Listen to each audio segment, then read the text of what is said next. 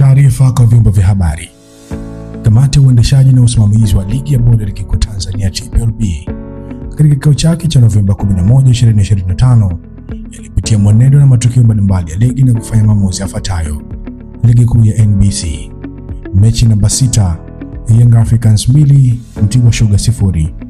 Klabu ya Young Africans imeponywa kadi kwa kosa la kushindwa kufuata ratiba ya matukio ya mchezo match countdown kuelekea mchezo tajwa hapo juu kwenye uwanja wa KMC Complex Oktoba 28, 2025, kinyume na matakwa ya kanuni ya 17 ibara ya 15 ya ligi kuu kwa taratibu za mchezo.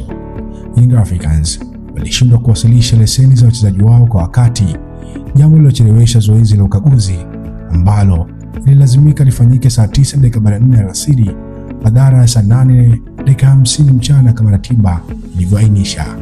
Adhabu hii ni kwa mujibu wa kanuni ya 17 ibara ya 62 ya ligi kuu kuhusu taratibu za mchezo. Mechi namba 40, Pamba Jiji 1 Singida Black Stars 1. Mwamuzi wa kati Amina Kiando kutoka Morogoro na mwamuzi msaidizi namba 2 Abdallah Bakenga kutoka Kigoma walisimamia mchezo tajwa hapo juu wameondolewa kwenye orodha ya waamuzi kwa mizunguko mitano kwa kosa la kushindwa kutafsiri vyema sheria za mpira wa miguu na kushindwa kuchukua hatua kwa vitendo vya ukiukwaji wa sheria za mpira. Pamoja na matukio mengine, waamuzi hao walishindwa kutafsiri sheria ya tukio la kipa wa klabu ya Singida Black Stars kuweka mpira akiwa nje ya eneo la penalti, hivyo kutotoa adhabu yoyote kwa kipa huyo. Waamuzi hao pia walionekana kutetereka na kutojiamini hata katika kufanya maamuzi yaliyo sahihi katika mchezo huo. Adhabu hii ni kwa mujibu wa kanuni ya 42 ibara ya kwanza, 1(6) na 1(8) ya ligi kuu kuhusu udhibiti wa waamuzi. Ligi ya Championship ya NBC. Mechi namba 17, Transit Cape 3 Songea United 1. Klabu ya Songea United imeponywa kali kwa kosa la kuchelewa kuwasili uwanjani kuelekea mchezo tajwa hapo juu. Songea United iliwasili uwanjani saa 9:10 alasiri badala ya saa 8:30 mchana, kinyume na matakwa ya kanuni ya 17 ibara ya 15 Championship kwa taratibu za mchezo. Adhabu hii ni kwa mujibu wa kanuni ya 17 ibara ya 62 ya Championship kuhusu taratibu za mchezo. Mechi namba 26, Hausung dhidi ya Stand United.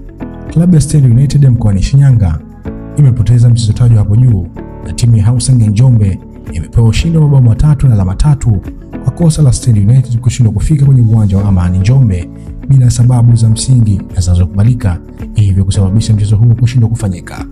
Sambamba na adhabu hiyo, Stand United imetozwa faini ya shilingi milioni 10 na kutakiwa kulipa fidia ya maandalizi ya mchezo huo pamoja na kupokwa alama 3 katika msimamo wa ligi Championship ya NBC. Pia mwenyekiti wa klabu ya Stand United Steven Antitius amefungiwa kwa kipindi cha mwaka mmoja kwa kosa la klabu yake kushindwa kufika uwanjani.